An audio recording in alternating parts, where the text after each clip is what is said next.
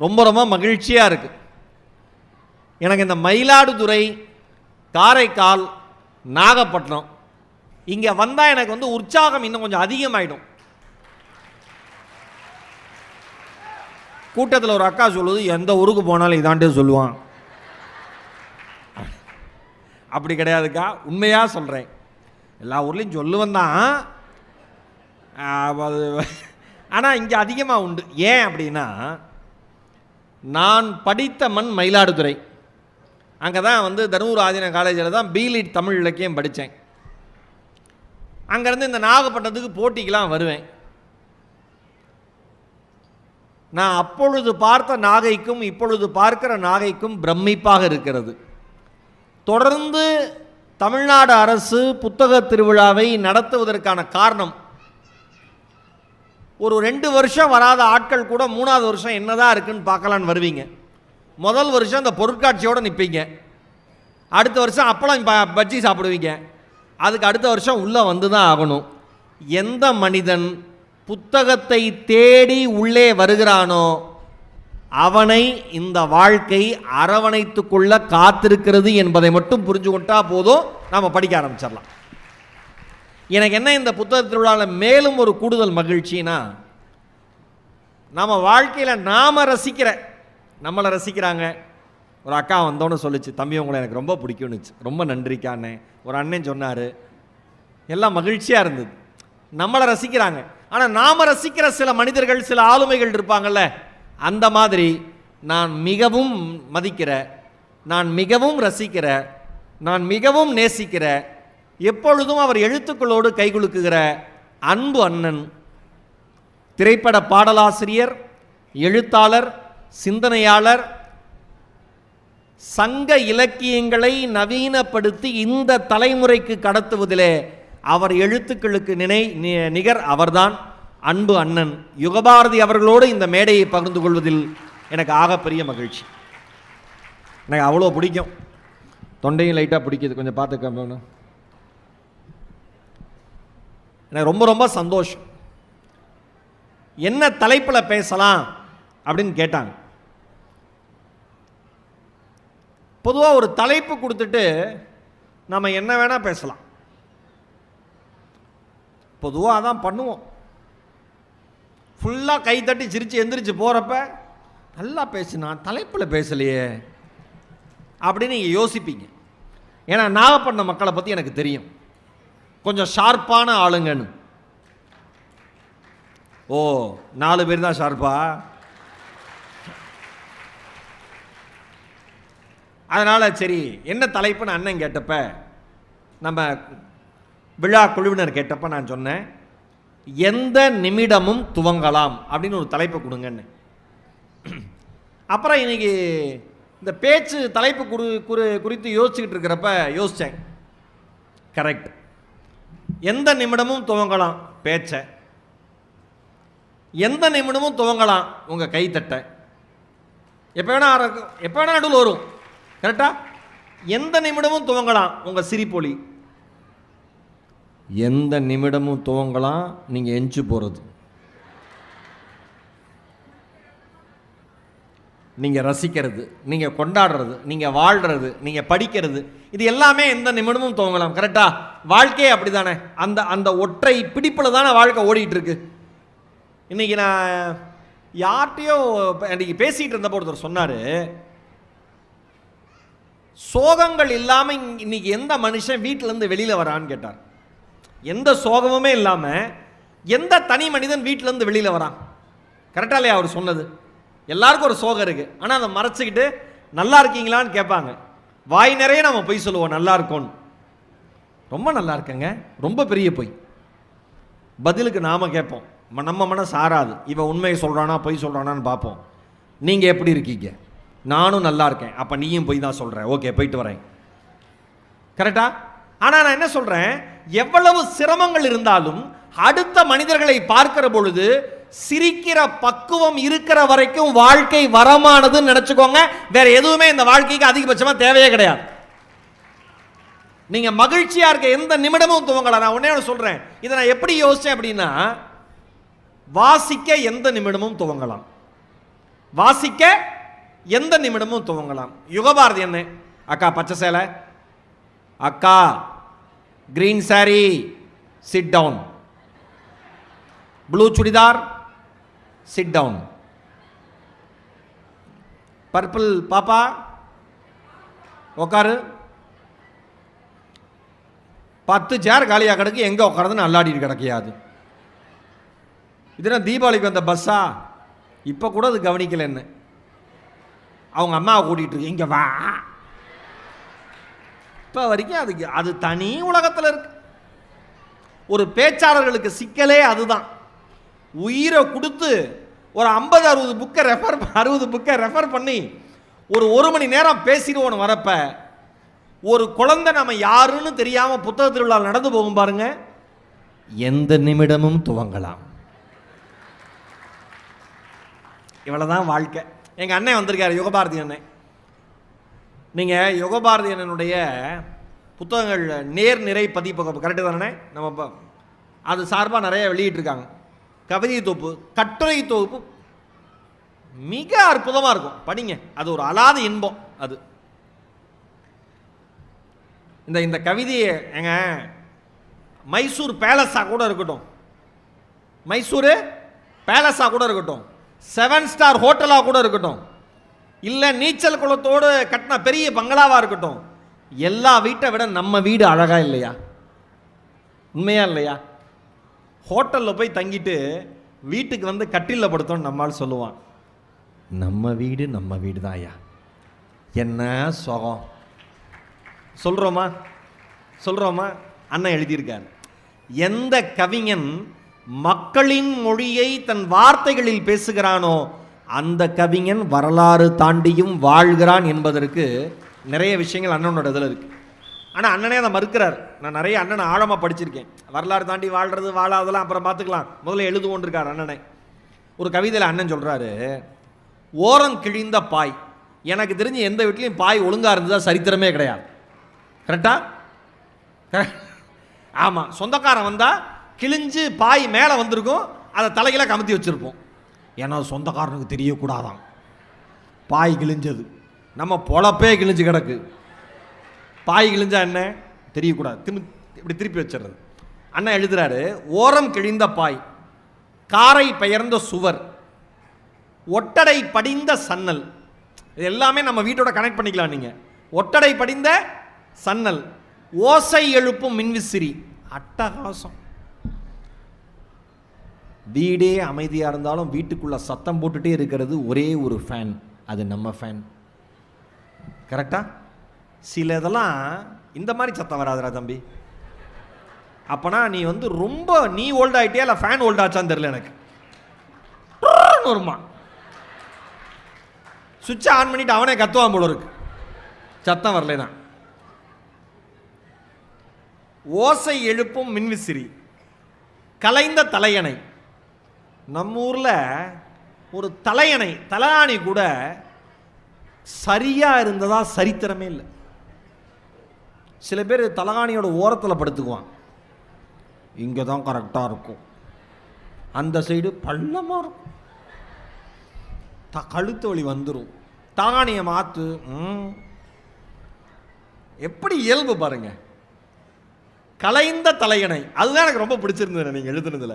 அந்த தலையணை போர்வை கலைஞ்சிருக்கும், மடிப்பு கலைஞ்சிருக்கும். அப்படி தலையணை எப்படி கலையும்? ஆனால் பாருங்க, இது அர்த்தம், கலைந்த தலையணை. கழுவாத பாத்திரம். எல்லா வீட்லேயும் ஒரு 4 பாத்திரம் கழுவாமல் கிடக்கும். அது ராத்திரி முழுக்க கதரும், என்ன கழுவிரு. இந்த அம்மா கண்டுக்கவே கண்டுக்காது.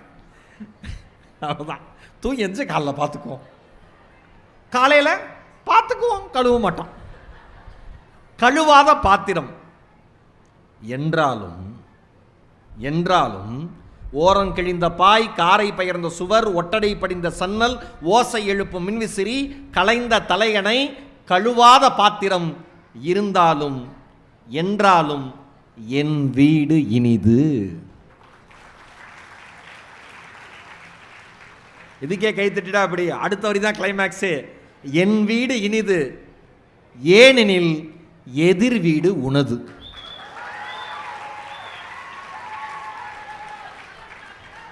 என்னதான் வீட்டில் குறை இருந்தாலும் கதவை திறந்தோன ஜன்னலை திறந்தோன்னே அவள் எழுத்த மாதிரி நிற்கிறான். அவ்வளோதான். கல்யாணம் பண்ணி வந்து நிற்பா, இவன் பார்த்துக்கிட்டே இருப்பான். ஆனால் நம்ம பையன் அசர மாட்டான். மச்சான் அவன் நல்லா இருந்தா போதும் மச்சான். அவன் வந்து பெரிய பரந்த மனப்பான்மையோட பேசுறான்னு அர்த்தம் இல்லை, வழியில் பேசிக்கிட்டு இருக்கு. அவ்வளோதானே. வாசிப்பில் தானே இந்த அனுபவம் கிடைக்கும். இப்போ நான் நீங்கள் ஒரு சாதாரணமான கவிதையாக தோணுது இல்லை, எப்படி ஒரு வாழ்வியல் மொழி. என் வீடு இனிது தான், எப்படி இருந்தாலும் என் வீடு இனிது. ஏன்? எதிர் வீடு உனது. என்ன அழகான கவிதைங்க இது. எப்படி கிடைக்கும்? வாசாதானே இது. அதனால தான் சொல்கிறேன், வாசிப்பை எந்த நிமிடமும் துவங்கலாம். வாசிக்க ஆரம்பிங்க, உள்ளே போங்க. இன்னைக்கு நம்ம நாகப்பட்டினத்தில் ஒரு செட்டு பரோட்டா எவ்வளோனே? 20 ரூபாயா? காமிப்பாங்களா? சாப்பிட தருவாங்களா? 20 ரூபாய்க்கே இருக்காடா. அப்புறம் அவன் சொல்கிறான், சாரிண்ணே தப்பா சொல்லிட்டு 40 ரூபா. அவன் ஒரு புரோட்டா மட்டும் சாப்பிடாம போல இருக்கு. 40 ரூபா. ஒரு வேளை அரை வயிறு நிரப்புவதற்கு 40 ரூபாய். அதே 40 ரூபா உள்ளே போய் செலவு பண்ணுங்க, உங்கள் வாழ்நாளின் அறிவு நிரம்புவதற்கான புத்தகம் உள்ளே இருக்கிறது. படிக்க ஆரம்பிங்க. எந்த நிமிஷம் வேணா தோணும். சார் நான் இது வரைக்கும், சில பேர் சொல்லுவாங்க படிங்கன்னா, இது வரைக்கும் நான் படித்ததே இல்லை சார். ஆரம்பிங்க, தவறே கிடையாது, தவறே கிடையாது. ஆரம்பிங்க. இன்னொரு கவிதை பாருங்க, அண்ணனோடது. சில பேர் பயங்கரமாக புரட்சி பேசுவாங்க, பயங்கரமாக புரட்சி பேசுவாங்க. ஆனால் வீட்டில் அப்படி இருக்கானான்னு கேட்டால் இருக்க மாட்டான். தாயை கொல்லும் பசியை போக்க முயற்சி உறாதார், வாயை திறந்து கிளியே சும்மா வந்தே மாதரம் என்பார்னார் மகாகவி பாரதி. அண்ணன் எழுதுறாரு, யுகபாரதி என்ன, வீடு பெருக்கிறவங்க வேலைக்கு ஆள் வராங்கன்னு வச்சுங்களேன், நம்மால் ஹாலில் அப்படியே உட்காந்துருப்பான். ஐயா காலை நகுத்துங்க அப்படின்னு சொன்னாதான் அந்த கலெக்டர் ஐயாவுக்கு ஞாபகம் வரும். நாகப்பட்டினம் மாவட்ட கலெக்டர் இவ்வளோ வேலை செஞ்சுட்டு அவர் எல்லா வேலையும் பார்க்குறாரு. எந்த வேலையும் செய்யாமல் வீட்டுக்குள்ளே இருக்கிறாரே உங்கள் கணவர் என்கிற கலெக்டர். ஒரு அக்கா சொல்லுது, கரெக்டாக சொல்கிறான்டி தம்பி, காலை நவுத்துங்கன்னு சொல்கிற வரைக்கும் தலைவர் நவுத்த மாட்டார், அப்படியே இருப்பான் பப்பரகான். அதுக்கு அண்ணன் எழுதுறாரு, வீடு பெருக்குகிறவள் நகருங்கள் என்பதற்குள், நகருங்க அவங்க சொல்லக்கூடாது, நகருங்கள் என்பதற்குள் எழுந்து கொள்ள மனம் வராத நீங்கள், நீதான் கோஷம் போட்டு கொடி தூக்குகிறாய் பெண் விடுதலைக்கு. யார் பெண் விடுதலையை பேசுறது? பெருக்கிட்டு வர அம்மா காலை தூக்குன்னு சொல்றதுக்குள்ள எந்திரிச்சு போகிறதுக்கு துப்பு இல்லாதவன் தான் பெண் விடுதலையை பற்றி பெருமையாக பேசுகிறான். இந்த அம்மா அவனை நினச்சிக்கிட்டே வேகமாக பெருக்குது விளக்கமாத்த வச்சு. இவ்வளோதான். வாசிக்க துவங்குங்க, அதில் இருக்கிற அனுபவமே தனி. இந்த பசங்கள்லாம் அந்த கைத்தன்றதுனால சொல்கிறேன், அண்ணன் அதில் தான் கொஞ்சம் அட்ராக்ட் பண்ணிடுவார் எல்லாரையுமே. எதனால் வந்து மற்ற கவிஞர்களோட யுகபாரதியை வந்து ரொம்ப நெருக்கமாக இருக்காருன்னா, இன்றைய இளைஞர்களின் மொழியை கவிதைகளில் வடிக்கக்கூடிய ஒரு மாபெரும் ஆற்றல் அன்பண்ணன் யுகபாரதிக்கு உண்டு. ஒரு பையன் சொல்கிறான், அண்ணன் தான் சொல்கிறாப்புல, ஒரு பையனாக நினச்சி சொல்கிறாப்புல நான் நினச்சிக்கிறேன், அண்ணிட்டு அதெல்லாம் சொல்லணும். அமலாவும் கேட்கிறாள், அமலாவும் கேட்கிறாள், நீ ஏன் ஒருத்தியை கூட காதலிக்கவில்லை? அமலாவும் கேட்கிறாள், நீ ஏன் ஒருத்தியை கூட காதலிக்கவில்லை என்று. என்னை கடந்து போன ஒவ்வொருத்தையும், என்னை கடந்து போன ஒவ்வொருத்தையும் இவ்வாறாக கேட்டுவிட்டு போன பிறகு நான் யாரைத்தான் காதலிப்பது? பழகிற அத்தனை பொம்பளை பிள்ளைங்களும் நீ ஏன்டா காதலிக்கவே இல்லை அப்படின்னு போயிட்டே இருக்கு. இவன் கேட்டு கேட்டு போயிடுறீங்களேடி, எப்படி காதலிக்க? எவ்வளோ இயல்பான மொழி சார். நான் என்ன சொல்கிறேன் உங்களுக்கு, நான் ரொம்ப ரொம்ப மன சோர்வாக இருக்கிற தருணங்களில், நாம் தன்னம்பிக்கை பேச்சாளர் படிக்கிறோம், எல்லாம் ஓகே தான், பேசுகிறோம், எல்லாருக்கும் மோட்டிவேட் பண்ணுறோம். ஆனால் எல்லாருக்கும் வாழ்க்கையில் ஒரு ஒரு சுணக்கமான தருணம் வரும், சோர்ந்து உட்கார்ற மாதிரி தருணங்கள் வரும். அப்போ என்னன்னா, வாசிப்பு தான் நம்மை மீட்டெடுக்கும், வேற எதுவுமே மீட்டெடுக்காது. நீங்கள் அவ்வளவு பிரச்சனையும் உங்களை சுற்றி நடக்கிற அத்தனை பிரச்சனையும் மறந்து நீங்கள் உங்கள் உலகத்திற்குள் சிறகடித்து பறக்க வேண்டும் என்றால் ஒரே ஒரு புத்தகம் போதும். அதை படியுங்கள். உங்கள் வானில் நீங்கள் சிறகடித்து மகிழ்ச்சியாக பறக்கிற வாய்ப்பை புத்தகம் தரும். நான் இங்க இருக்கிற அத்தனை பேருக்கு சொல்றேன். நீங்க வேலைக்கு போகாத அல்ல வேலைக்கு போகிற பெண்களா இருக்கலாம்.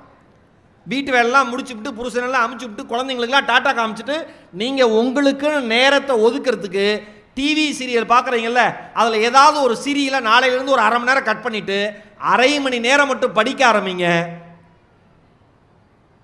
உங்கள் உலகம் அவ்வளோ மகிழ்ச்சியாக இருக்கும், அவ்வளோ மகிழ்ச்சியாக இருக்கும். தயவு செஞ்சு வாசிக்க துவங்குங்க. எந்த நிமிடம் வேணால் நீங்கள் வாசிக்கலாம். இங்கே எம்என் நம்பியார் வில்லன் எத்தனை பேருக்கு பிடிக்கும்? நம்பியார் சார் கை தூக்குங்க. ஒரு ஐயாவே கை தூக்க மாட்டேங்கிறாரு. எனக்கெல்லாம் ரஜினிதாயா பிடிக்கும். எம்என் நம்பியார் தெரியுதா? Right, okay. நான் பாட்டு ஏதாவது ஒன்று சொல்லிவிட்டு அவர் பெரிய லெஜண்டில் அவர் மந்திரி. சரிப்பா சரிப்பா, நீ நார்மலாக தானே இருக்க? சரி சரி, ஓகே. அவன் எல்லாத்துக்கும் நானும் கையை தூக்கிறது, அவ்வளோதான்.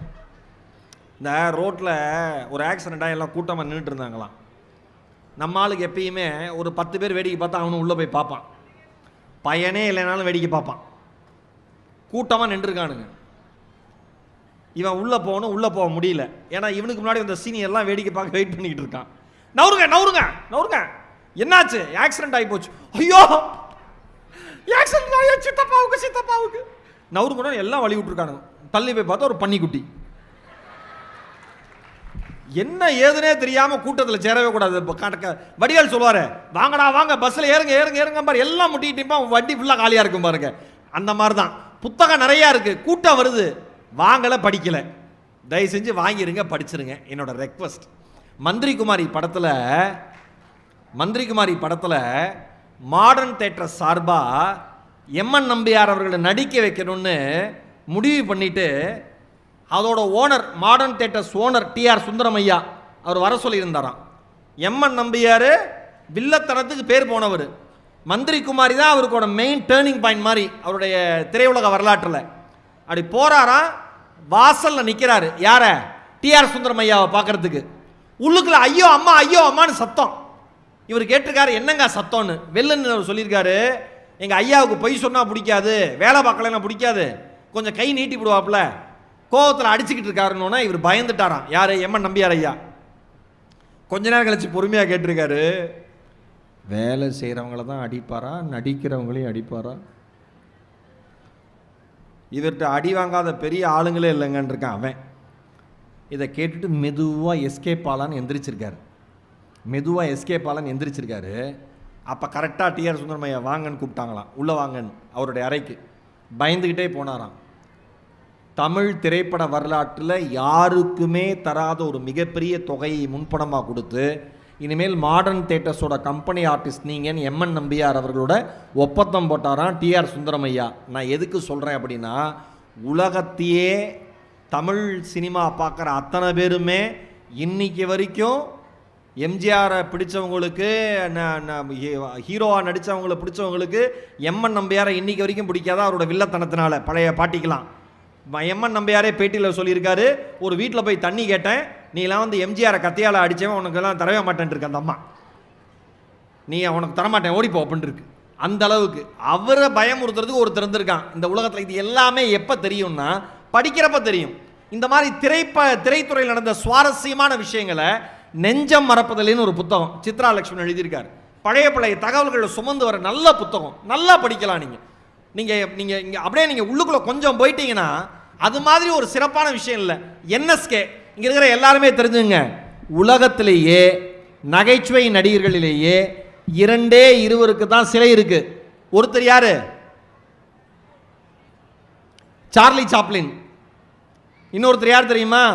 நம் தமிழ்நாட்டில் பிறந்த என்எஸ் கலைவாணர். இவங்க 2 பேருக்கு தான் நகைச்சுவை நடிகர்களே சிலை இருக்கிறவங்க. ஒரு தடவை புத்த மத மாநாடு ஒன்று பெரியார் நடத்தினாராம். பெரியார் நடத்துகிறப்ப அதில் புத்த மத கருத்துக்களை வில்லு பாட்டாக என்எஸ்கே அவர்கள் பர்ஃபார்ம் பண்ணாராம். ரொம்ப பிரமாதமாக பண்ணாராம். அப்போ பெரியார் மேடை ஏறி சொன்னாராம், உங்களுக்கெல்லாம் நான் பெரியார், எனக்கு ஒரு பெரியார் இருக்கார், யாருன்னு தெரியுமான்னாங்களாம். கூட்டமே ஷாக் ஆயிடுச்சான். என்னன்னே புரியலையாம். யார் உங்களுக்கு ஒரு பெரியார் அப்படின்னா எல்லாம் சலசலப்பாக இருந்துச்சான் கூட்டத்தில். அப்புறம் வந்து பெரியார் அவர்கள் சொன்னாராம், எனக்கு யார் தெரியுமா பெரியார், நான் மதிக்கக்கூடிய பெரியார் யார் தெரியுமா, என்எஸ்கே அவர்கள் அப்படின்னு சொன்னாராம். கூட்டம் பயங்கரமாக கைத்தட்டுச்சான். அதுக்கான காரணம் அவர் சொன்னாராம், நான் மேடையில் ஏறி சமூக சீர்திருத்த கருத்துக்களை சொன்னால் கல்லை கொண்டு அடிக்கிறான், அதுவே அந்த மனுஷன் சினிமாவில் சொன்னால் காசு கொடுத்து வாங்கிட்டு கை தட்டி சிரிக்கிறான், நான் பெரியாரா அவர் பெரியாரா அப்படின்னாராம்.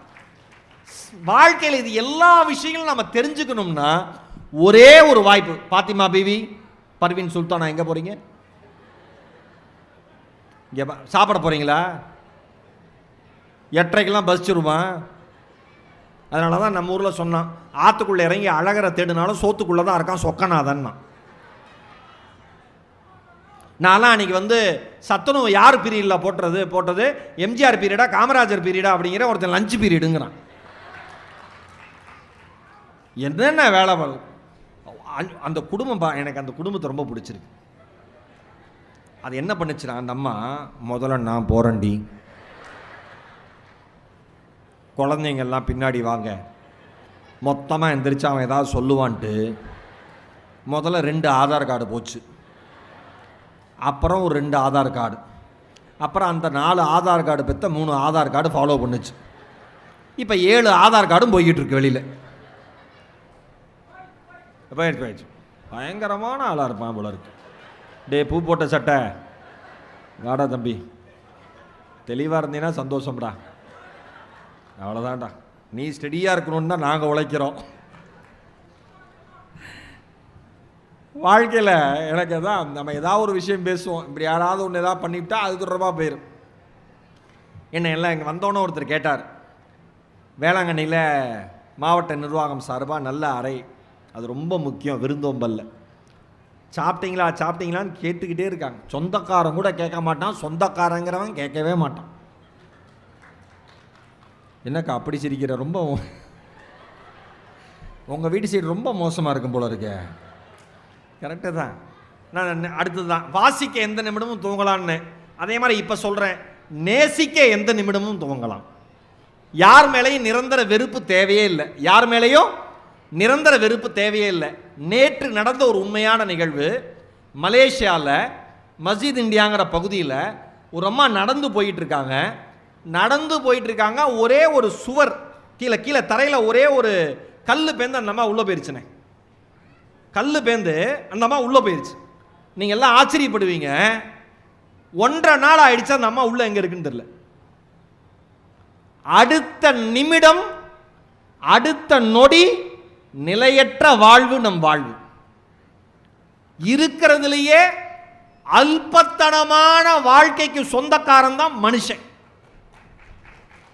ஆனா அவன் பண்ற பந்தா மாதிரி உலகத்தில் ஒரு பயலும் பண்ண முடியாது. நான் யார் தெரியுமா அப்படின்னு கேட்கிறான்ல, நான் ஒரு தடவை சொன்னேன், சேரை போட்டு உட்காந்து சொல்லுன்னு சொல்லுங்க. பயங்கரமா ரோட்ல கத்துவான், ஸ்டேஜில் ஏறி பேச வைங்க, ஏன் கீழே இருக்கிற வேற ஏன் மேடைக்கு வந்தா ஏன் வரல, வராது. ஒன்னே ஒன்று சொல்லவா, எது தெரியுமா வீரம், 4 பேரை அடிச்சு சாய்க்கிறது இல்ல, கீழே இருந்து சத்தம் போடுறது இல்ல, இல்ல எதிரிகளை வீழ்த்துறது இல்ல. எது தெரியுமா வீரம், நம்மை பாதுகாப்பவர்களை. யார் நம்ம பாதுகாக்கிறா, அம்மா அப்பா, நம்ம சமூகம். இந்த சமூகம் தான் நம்மளை பாதுகாக்குது, உண்மை அதுதானே. நம்மை பாதுகாக்கிற சமூகத்தை நாம் பாதுகாக்க வேண்டும் என்கிற எண்ணம் எவனுக்கு இருக்கிறதோ அவன் என்னை பொறுத்தவரை வீரன், வேற யாருமே கிடையாது. அந்த சிந்தனை நோக்கி தான் போகணும். இங்க நேசிப்பே இல்லையே. அந்த வீடியோ ஒரு மலேசியாவிலேருந்து ஒரு சகோதரர் அமுச்சு வைக்கிறாரு, எனக்கு பார்த்துட்டு அப்படியே ஷாக்கா இருந்தது. அவர் 1.5 நாளா தவறான கருத்துக்களை பரப்பாதீங்கன்னு அரசாங்கம் சார்பாக அறிவிக்கப்பட்டிருக்கு, சொல்லியிருக்காங்க. இப்போ வரைக்கும் இது இப்போ கிடைச்சாங்களா இல்லைன்னு தெரியல. அந்த அம்மா பாவம், ஒரு 48 வயசு மதிக்கத்தக்க ஒரு பெண்மணி, நடந்து போயிட்டு இருந்தவங்க மகிழ்ச்சியா சுற்றுலா பயணின்னு சொல்றாங்க. அந்த அம்மா எங்க இருக்குன்னே தெரியல. இங்க வயநாட்டில் அண்மையில் நடந்த வெள்ளம், இரவு தூங்கிட்டு இருந்தவங்க, காலையில கிடையாது, வீடு கிடையாது, நிலம் கிடையாது, அவங்க சொத்து கிடையாது, நகை கிடையாது, எதுவுமே கிடையாது. ஆனா அவங்க இறந்ததுக்கு அப்புறமும், ஒருவர் இறந்த பிறகும் நாம் அவர்களுடைய வாழ்வை மனசுல வச்சுக்கணும்னா என்ன பண்ணும், 4 பேருக்கு பிடிக்கிற மாதிரியாவது வாழ்ந்துட்டு போயிடும். இந்த உலகத்திலேயே ஒரே தெருவிலே இருப்பான், 9 வருஷம் பேசாமல் இருப்பான். பா, தெய்வம் தெய்வம் இருக்கா இல்லையான்னு கேட்டால் அவனை தான் காமிப்பேன். இவெல்லாம் தான் தெய்வம். என்ன அநியாயம் கேட்டா, என்னடா சண்டைன்னு கேளுங்க, சண்டையே ஞாபகம் இருக்காது. இது இன்னும் சூப்பர். அது ஒரு 8-9 வருஷம் இருக்கும். ஒரு பிரச்சனை. என்ன பிரச்சனை அது ஞாபகம், மென்டலா. சரி பேசு, அதெல்லாம் பேச முடியாது. ஏன் பேச மாட்டேன்? அவன் பேசலை, அதனால நான் பேச மாட்டேன். அவர் ஏன் பேசலை? அவர் உக்ரைன் அதிபர், இவர் ரஷ்ய அதிபர். 2 அதிபர்களும் ஒரே தெருவில் பேசிக்க மாட்டாங்க. இதெல்லாம் வாழ்க்கையா? இதெல்லாம் வாழ்க்கையா? நான் உட்கார எம்எல்ஏ அண்ணன் சொல்றாரு, உங்க பேச்சையும் கவிஞர் பேச்சையும் கேட்க தான் வந்திருக்கேன், நேற்று நான் பேசுறேன். இவ்வளவுதானே எளிமை. யுகபாரதி அண்ணன் தமிழில் இளைஞர்களில் கவிதை எழுதுறவங்கள இல்லை தன்னுடைய தமிழின் வழி மொழியின் வழி திரைப்படத்துறையில் பாடலாசிரியராக வரணுங்கிற எல்லாத்துக்குமே ஒரு ஆதர்சனமான முகம். நாமுத்துக்குமாரனுக்கு அடுத்தது எங்கள் யுகபாரதி அண்ணன் தான். அவர் அவ்வளோ எளிமையாக அறையில் உட்காந்து பேசி எனக்கு ஆச்சரியமாக இருக்குங்க. அவ்வளோ சாதாரணமாக, தம்பி அது தம்பி, என்ன தம்பி, எப்போ வந்தீங்க தம்பி, சாதாரணமாக பேசுகிறார். சில பேர்னு வெறும் 500 ரூபா வச்சுருக்கான் பேக்க, 500 ரூபா தான். 10 பரோட்டா சாப்பிட்டா காலில் போயிடும். மொத்தம் 500 ரூபா வச்சுட்டு ஏதோ நாகப்பட்டினத்துக்கே ஓனர் மாதிரி நடந்துக்கிறான். என்ன எப்படி போயிட்டு இருக்கு பிஸ்னஸ்லாம்? பரவாயில்லையா? நாகப்பட்டினத்தில் எது பெரிய நாக்கடை? ஏதோ நாக்கடை. அந்த நாக்கடை ஓனர்கிட்ட கேட்குறான், 500 ரூபா தான் பேக்கெட்லேயே இருக்குது, பிஸ்னஸ் பரவாயில்லையாங்கிறான். அவர் மாதிரி அவர் பிஸ்னஸ் பண்ணுறவங்கள நல்லா போயிட்டுருக்குன்னு. கலெக்டரை பார்த்தா கூட சார் வணக்கம் சார்ட்டு இப்போ கெத்தா போகிறான். ஒரே ஒரு 500 ரூபா. நான் ஒன்று சொல்லவா, உங்களிடம் இருக்கிற பணம், உங்களிடம் இருக்கிற அதிகாரம், உங்களிடம் இருக்கிற பெயர், உங்களிடம் இருக்கிற சொத்து, இது எதுவுமே நீங்கள் எதிர்கொள்கிற சராசரி மனிதனுக்கு முக்கியமே இல்லை. உங்களை எதிர்கொள்கிற சராசரி மனிதன் எதிர்பார்க்கிற ஒரே ஒரு விஷயம், நட்போடு நீங்கள் புன்னகைத்தால் அவன் புன்னகைக்க தயாராக இருக்கிறான். மற்றபடி அவனுக்கு உங்கள்ட்ட இருக்கிற அதிகாரமோ பணமோ தொழிலோ எதை பற்றியுமே கவலை இல்லை. உண்மையா இல்லையா? எங்கள் அப்பா அடிக்கடி சொல்லுவார், டே யாருன்னே தெரியாதவங்ககிட்ட அதிக அன்போடு இருப்பார், யாருன்னே தெரியாதவங்க கிட்ட அதிகமான அன்போடு இருப்பார். ஏன்பான்னு கேட்பேன். நீ ரோட்டில் மயங்கி விழுந்துட்டினா யாருன்னே தெரியாதவன் தாண்டா உன்னை காப்பாற்றுவான், உனக்கு தெரிஞ்சவன் பக்கத்தில் இருக்க மாட்டான் பார். என்ன அழகான வாக்கியம் பாருங்க. ஆனால் நம்ம என்ன நினைக்கிறோம்? நான் அடிக்கடி சொல்லுவேன், சீனாக்காரன் சூது ஆடலைன்னா செத்துருவான். சூது பயங்கர சூதம். சீனாக்காரன் எல்லா ஊர்லேயும் ஆடுறாங்க, அவங்க கொஞ்சம் அதிகமாக வச்சுங்க. சூது ஆடலைன்னா செத்துருவான். ஜப்பான்காரன் உழைக்காம இருந்தா செத்துருவான். நம்ம சொந்தக்காரன் நம்ம நல்லா இருந்தாலே செத்துருவான்.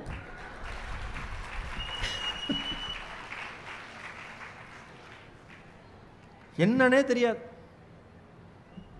நீங்க ஒன்றுமே இல்லை, நாளைக்கு சும்மா ஒரு கவரை நீங்க வாங்கி போட்டு உங்க சொந்தக்காரங்க முன்னாடி சொல்லி முடிக்கல. அந்த அக்காக்கெல்லாம் எவ்வளோ சிரிப்பு பாரு. ஒரே ஒரு நகையை போட்டு காலையில் பார்க்குறீங்க, காலையிலே ஆரம்பிச்சிருங்க. பால் வாங்குறப்பயே என்னவோ கழுத்து உறுத்துது அப்படின்ட்டு உள்ள போட்டுருங்க, செத்தா. கரெக்டாமா? முடிஞ்சு போச்சு. உங்களுக்கு கழுத்து உறுத்துது நீங்க சொல்லியிருப்பீங்க, மனசு உறுத்திக்கிட்டே இருக்கும் உங்களுக்கு. வீட்டுக்கு போய் எப்படி வாங்கினா, நேற்று வரைக்கும் நைட்டு கூட தானே இருந்தேன், முன்னாடியே வாங்கிட்டாலோ, எப்படியோ சம்பாதிக்கிறாங்க. நம்ம இது எங்க திரும்பும்னா, சிரிப்பா பாருங்களேன். அந்த அக்கா பக்கத்தில் விழுந்து சிரிக்குது. அந்த அக்கா இதான் விழுந்து விழுந்து சிரிக்கிறது. இது எங்க திரும்பும்னா, வீட்டில் ஒரு அப்பாவியா ஒருத்தனை புருஷன் அப்பாயின்ட் பண்ணி வச்சிருக்கீங்கல்ல, காலையில் பாலை வாங்கிட்டு வந்து காப்பி போட வேண்டிய அம்மா அவனுக்கு பால் ஊத்திரும். செயின் அவன் தூக்கத்துல இருந்து அப்பதான் முழிக்கிறான். எதுக்கடி அழுகுற? Chain chain. என்ன செயின்? அவன் கோமதி என்னடி கோமதி செயின் என்ன ஆச்சு? புது செயின். நாய்க்கா? அவ போட்டிருக்கா. நாய் செயினியா அவ போட்டிருக்கா? நம்மாளு அப்பாவி. தங்க செயினியா? இவன் தங்க செயின் போட்டிருக்காளா? நம்ம ஆம்பளைங்க என்னன்னா எவ்வளவு பெரிய விஷயம்னாலும் அப்படியான்னு கேட்பாங்க. இந்த பெண்களுக்கு கோபம் வராது, இவன் அலட்சியமாக பேசுகிறது தான் கோபமே வரும். எவ்வளோ பெரிய விஷயத்தை சொல்கிறேன், நீங்கள் சாதாரணமாக அப்படியான்னு கேட்குறீங்களா அப்படின்னு அன்றைக்கி ஆரம்பிச்சதுன்னா ஒரு வாரம் சிவராத்திரி தான். ஒன்று சாதாரணமாக சொல்லி பாருங்கள். நான் என்ன கேட்குறேன், நம்மோட இருக்கிறவங்க நல்லா இருக்கணுங்கிற எண்ணம் எப்போ நமக்குள்ளே வருதோ அன்னிலிருந்து நாம் நல்லா இருப்போம்னு புரிஞ்சுக்கிட்டாலே வாழ்க்கை அழகாக அற்புதமாக ஆனந்தமாக இருக்கும். இந்த வாழ்க்கை எல்லாருக்குமானது இல்லையா? ஒரு புது புது வீடு கட்டிட்டு தைரியமாக இவ்வளோ செலவு பண்ணி கட்டினேன்னு சொல்ல முடியுதா ஒருத்தனாலாவது? எவ்வளோ ஆச்சுன்னு கேட்டால் இழுக்குது இந்த அம்மா. சொல்லலாமா வேண்டாமா? இவட்ட சொன்னால் முட்டை புதைச்சி வச்சிருவாளா, என்ன பண்ணலான்னு யோசிக்க. எல்லாம் கடங்கா. அக்கா நீ என்ன பண்ணுக்கா, அடுத்த மீட்டிங் என்னோட வந்திருக்கா நீ. ஏன்னா இவ்வளோ நல்லா சிரிக்கிற ஆடியன்ஸ் தான் எனக்கு தேவை. மாதம் 15,000 ரூபா சம்பளம், 3 வேளை சாப்பாடு. மகேஷோட அக்கான்னு ஊர் முழுக்க ஒன்று அறிமுகப்படுத்துகிறேன். உடனடி அப்பாயின்மெண்ட் என்னோடு வா. வீட்டில் அண்ணன் இருந்தால் நான் சொல்லிடுறேன், நீ உன்னையும் கூட்டு போறடா தம்பி, வாடா தம்பி, உனக்கு அப்பாயின்மெண்ட் ஆர்டரா, but without salary, food only. ஏன்னா நீ அவ்வளோ சிரிக்கிறது இல்லை, விசில் அடிக்கிற, அது எல்லா மேடைக்கு செட் ஆகாது. இப்படி சிரிக்கணும். சரிங்க, நான் சிரிச்சேனே எனக்கு ஓகேடா தம்பி. இவ்வளோ பேசுகிறான்ல, கல்யாணம் ஆனதுக்கு அப்புறம் பாருங்க, இப்படி நிமித்திட்டு போகிறவன் இப்படி வருவான். எவ்வளோ பேரை பார்த்துருக்கேன். நானே இப்படி தானே இருந்தேன், செவிலே ஒன்று வச்சோன்னே இப்படி போய்கிட்டு இருக்கேன் நான். சிரிப்பா பாருங்க. அந்த வீடு கட்ட யாரா வீடு நல்லா கட்டினேன், ஒரு 60 லட்சத்தில் வீடு கட்டினேன் சொல்ல முடியுதா? சொல்ல எல்லாம் கடன்கா, எல்லா நகையும் அடகு வச்சாச்சு பீரோவில் இருக்கும் வீட்லேயே. ஆனால் எங்கே இவ கண்ணு பற்ற போதும்ன்ட்டு. நான் உலகத்தில் விசித்திரமான மனுஷன். ஓஷோ சொல்லுவார், விட்டு விட்டு அனைத்தையும் போவதற்காகவே வேக வேகமாக சேர்த்து கொண்டிருக்கிறான் மனிதன். விட்டு விட்டு அனைத்தையும் போவதற்காகவே வேக வேகமாக சேர்த்து கொண்டிருக்கிறான் மனிதன் ஓஷோ. தான் பாட்டிலும் விட்டுட்டு போயிடுச்சு. அவ்வளோ எதுவுமே இயல்பா நம்மளால சொல்ல முடியலையே, நிம்மதியாக சொல்ல முடியலையே. பணம் இருக்கான்னு கேட்டால் இருக்குன்னு ₹1 சொன்னதா வாழ்க்கையில் வர்றாரே இல்லை. ஏன் சொன்னா கேட்டுருவான். எவ்வளோ கேட்பான் அவன்கிட்ட? நானே கேட்குறேன், என்கிட்ட யாராவது கடன்னு கேட்டால் எவ்வளோ கேட்பான்? லட்சத்தில் கேட்பான். ஒரு 100 கோடி தாங்க நான் கேட்பான். என் யோகிதை அவனுக்கு தெரியும், அவன் யோகிதை நமக்கு தெரியும். சார் ஒன்றே ஒன்று சொல்லவா, நீங்கள் எவ்வளவு வைத்திருக்கிறீர்கள் என்பதை பொறுத்து ஒருபோதும் மகிழ்ச்சி உங்களுக்கு வருவதில்லை. நீங்கள் எவ்வளவு வைத்திருக்கிறீர்கள் என்பதை பொறுத்து ஒருபோதும் உங்களுக்கு மகிழ்ச்சி வருவதே இல்லை. இன்னொன்று சொல்லவா, சேர சேர துன்பம் தான். நான் ஓஷோ நிறைய வாசிப்பேன். ஓஷோ சொல்லுவார், எல்லா உச்சபட்ச மகிழ்ச்சியிலும் ஒரு உச்சபட்ச சோகம் ஒளிந்து கொண்டே இருக்கிறதும்பார். வீடு நிறைய பணம் சந்தோஷம்தான், நிம்மதியாக தூங்க முடியுமா? கரெக்டா? புது சங்கிலி, புது ஆரம், புது செயின், புது வளையல், வைர கம்மல், வைரத்தோடு 11 மணிக்கு புருஷனோட தான் பைக்கில் வருவீங்க. பழக்கு பழக்குன்னு இருக்கும். இவனே கொலகாரனாக மாறினாலும் மாறிடுவானே, நேற்று வேற காசு கேட்டானே, எங்கள் அம்மா அப்பயே சொல்லிச்சு இவனை நம்பாதிரின்னு ஆட்டோ பிடிச்சி வந்திருக்கலாமோன்னு புருஷன் மேலேயே சந்தேகம் வரும். ஏன்? விலை மதிப்பானது. ஒன்னே ஒன்று சொல்லவா, இந்த உலகத்திலேயே விலை மதிப்பானது அடுத்தவர்களை நேசிக்கிற மனது என்பதை புரிந்து கொண்டால் எந்த பிரச்சனையும் வராது. அந்த அன்பு அப்படி தந்துட்டு போகணும். அன்னை தெரசாலாம் உதாரணத்தில் மட்டும்தான் நாம் வச்சுருக்கோம். நாம் மாறுறதுக்கு ஐடியாவே இல்லை. பக்கத்தில் போய் சக்கரை வாங்கிட்டு வானா கரெக்டாக 2 டம்ளர் காப்பிக்கு சக்கரை தர்றது அல்பம் வருது. அங்கே அந்த தங்கச்சி எல்லாம் வீட்டுக்கு வந்து பார்த்துருப்பானோ அப்படிங்கிற மாதிரி சிரிச்சுக்கிட்டே இருக்கு. நல்லா தான் கொடுக்க வேண்டியதானே, என்ன இப்போ கொடுக்கலாம்ல, ஒன்றும் தவறு இல்லையே. வாழ்க்கை அவ்வளோதானே. சார் ஒன்னே ஒன்று சொல்கிறேன், நீங்கள் தொடர்ந்து சம்பாதிக்கிறது ஓகே, நீங்கள் மகிழ்ச்சியாக இருங்க. ஆனால் சம்பாதிக்கிறதுல ஒருபோதும் மகிழ்ச்சி இல்லைங்கிறத உணர்ந்துக்கோங்க. பசியால் அறிமுகம் இல்லாத ஒரு மனிதன் உங்கள் வீடு தேடி வருகிற பொழுது, இல்லை நீங்கள் சாலையில் கடந்து போகிற பொழுது, இல்லை நீங்கள் ஒரு பயணத்தில் இருக்கிற பொழுது, யாரென்றே முகம் தெரியாத ஒரு மனுஷிக்கு, ஒரு மனிதனுக்கு பசியால் வாடுகிற பொழுது, நீங்கள் யாரென்றே சொல்லாமல் உணவு பொட்டலத்தை அவன் அருகில் வைத்து விட்டு சென்றால் போதும், பல கோடி மூலமாக வருகிற சந்தோஷம் ஒரே ஒரு உணவு பட்டலம் மூலம் உங்களுக்கு வரும். நாம பண்றது இல்லையே, பண்ணா லைக் பண்றோம், ஷேர் பண்றோம், அதோட முடிஞ்சு போயிருது. மற்றபடி எதையுமே யோசிக்கிறது இல்லையே. வாழ்க்கைங்கிறது அவ்வளவுதான். நான் எந்த நிமிடமும் துவங்கலாம், வாசிக்க எந்த நிமிடமும் துவங்கலாம். அண்ணனோட கவிதை உதாரணம் சொன்ன பிடிச்சிருந்தது. உள்ள போங்க, பாருங்க, வாங்குங்க. சரியா? நம்ம எங்க, நான் உண்மையே சொல்றேன், நம்ம தமிழ் எழுத்தாளர்கள் மாதிரி ஒரு வெர்சடைல் பர்சனாலிட்டி, பல முகங்கள் கொண்ட எழுத்தாளர்கள் உலகத்தில் யாருமே இல்லை. இதே தமிழ் எழுத்தாளர்கள் ஆங்கிலத்தில் எழுதியிருந்தால் இன்றைக்கு உலகத்திலேயே அதிகம் சம்பாதிக்கிற மனிதர்களாக அவர்கள் இருந்திருப்பார்கள். உண்மையா இல்லையானே?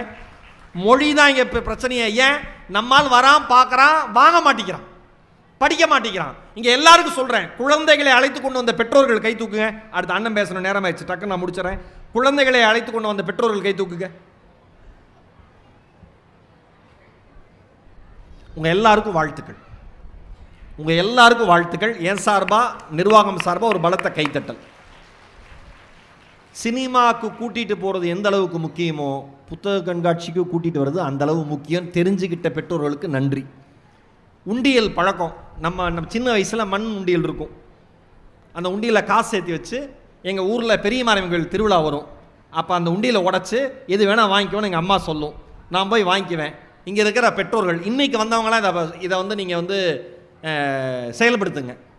உண்டியல் வாங்குங்க, காசை சேர்க்க சொல்லுங்கள்.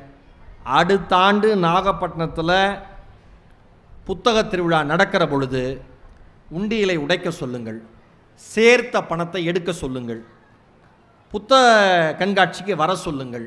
உங்கள் குழந்தைகளுக்கு பிடித்த புத்தகத்தை அவர்களையே தெரிவு செய்ய சொல்லுங்கள். தெரிவு செய்த புத்தகத்தை வீட்டில் உட்கார்ந்து படிக்க சொல்லுங்கள்.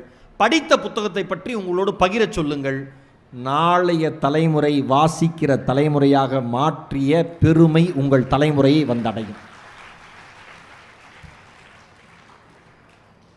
வாசிச்சா நேசிப்பு தானா வரும். நேசிப்பு இருந்தால் யோசிப்பும் தானா வரும். நேரம் இல்லை, நான் யோசிக்கவும் எந்த நிமிடமும் துவங்கலான்னு பேசலான்னு நினச்சேன். நேரம் இல்லை, முடிக்கிறேன். எதற்காகவும் கவலைப்படாதீங்க. இன்னொன்று, இந்த குரூப் சைக்காலஜியில் மாட்டிடாதீங்க. நான் சொன்ன மாதிரி ஒரே ஒரு கதையோடு நிறைவு செய்கிறேன். அடுத்து யுகபாரதி என்ன வரப்போகிறாரு, பேசுவார். இந்த கூட்டம் அப்படியே இருந்து உங்களோட நான் இருந்து அண்ணன் பேச்சை கை தட்டி கொண்டாட போகிறோம். ரெடியா? நல்லா ஒரு தடவை கை தட்டலாமா? சந்தோஷமா? ஒரே ஒரு கதையோட நிறைவு செய்கிறேன். ஒரு அம்மா, அவருக்கு ஒரு பையன், அவன் வெளியூரில் வேலை பார்த்துக்கிட்டு இருந்தான். வெளியூரில் வேலை பார்த்துட்டு இருந்த பையன் அந்த வயசான அம்மாவுக்கு ஒரு கடிதம் எழுதினான். அந்த கடிதம் வந்துச்சு. இந்த அம்மாவுக்கு கடிதத்தில் என்ன இருக்குன்னு படிக்க தெரியல. யாராவது அந்த வழியில் போனால் கூப்பிட்டு படிக்க சொல்லலான்னு நினச்சிக்கிட்டு வெயிட் பண்ணிட்டு இருந்துச்சு, காத்து இருந்தது. ஒரு இராணுவ அதிகாரி அந்த சைடு போனார். அவரை கூப்பிட்டு, ஐயா இந்த லெட்டரை படிங்க, ஏன் பையன் எழுதியிருக்கானுச்சு. அவர் லெட்டரை வாங்கி பார்த்து ஒரு 10 செகண்டில் தார தாரையாக கண்கள்லேருந்து கண்ணீர். இந்த அம்மாவுக்கு நெஞ்சு பதறிடுச்சு. ஐயா என்னாச்சு, என் பையனுக்கு என்னாச்சுன்னு அவரால் அடக்க முடியல. கதறி கதறி அழறாரு. என் பையனுக்கு ஏதோ ஆயிடுச்சு போல இருக்குன்னு அந்த அம்மா கதறி கதறி அழுதுச்சு. அந்த வழியா ஒரு வியாபாரி போனார். இந்த 2 பேர் அழுகிறத பார்த்துட்டு சாமான்லாம் இறக்கி வச்சுட்டு வண்டியை ஸ்டாண்டு போட்டுவிட்டு அவரு ஓன்னு அழுதார். 3 பேர் அழுதுட்டு இருக்காங்க. அந்த பக்கம் ஒரு பெரியவர் போனார். ஏயா எல்லாம் அழறீங்க, என்னையா காரணம்னு கேட்டாங்க. ஃபஸ்ட்டு அந்த வியாபாரி பதில் சொன்னார், இல்லைங்கய்யா நான் வந்துட்டு இருந்தேன், இவங்க 2 பேரும் அழுதுட்டு இருந்தாங்க, அதை பார்த்தோன்னே அந்த சோகம் என்னை தாக்கிருச்சு. போன வருஷம் மண்ணில் செஞ்ச பானையெல்லாம் விற்றுக்கிட்டு இருந்தேன். ஒரு ஆக்சிடெண்ட்டில் எல்லா பொருளும் உடஞ்சி போச்சு. ஒரு வருஷம் என் வாழ்க்கையை ரொம்ப திண்டாட்டமாக போச்சு. இவங்க அழுதோன்னே எனக்கு அது ஞாபகம் வந்துருச்சு, அதை நினச்சி அழுதேன்னு நானும். உடனே அந்த அம்மாட்ட கேட்டாங்களா, நீ ஏமா அழறேன்னு கேட்டார் அந்த பெரியவர். ஐயா ஊர்லேருந்து என் பையன் லெட்டர் போட்டிருந்தான், என் பையனுக்கு உடம்பு சரியில்லை போல இருக்கு, இல்லை இருக்கானா இல்லையான்னு கூட தெரிலங்கய்யா, லெட்டரை படிக்கிறதுக்கு இவர்கிட்ட கொடுத்தேன், அவர் படித்து பார்த்துட்டு கதறி கதறி அழுதாருங்கய்யா, என்னால் அந்த சோகத்தை எப்படிங்க, என் பையங்கய்யா, நான் பெத்த வயிருங்கய்யா, அதனால் நான் அழுதேன்னு இருக்கேன். கடைசியில் அந்த பெரியவர் நீ ஏன் அழுதேன்னு ராணுவ வீரர்கிட்ட கேட்டிருக்காரு. அதுக்கு அவன் சொல்லியிருக்கான், அந்த ஆள் சொல்லியிருக்கான், அந்த அம்மா லெட்டர் படின்னு என்கிட்ட கொடுத்துச்சு. நான் லெட்டரை வாங்கி பார்த்தேன். சின்ன வயசில் எங்கள் அப்பா ஸ்கூலுக்கு போன்னு விட்டார் கொண்டு போய். நான் ஸ்கூலுக்கு போகாமல் வந்துட்டேன். அப்போ ஸ்கூலுக்கு போயிருந்தா இந்த லெட்டரை இப்போ படிச்சிருந்துருக்கலாமேன்னு நினச்சி அழுதேன்.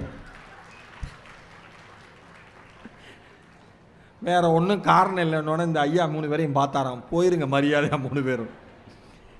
இது ஒரு கொரிய நாட்டுப்புற கதை. வாழ்க்கை இதுதான்.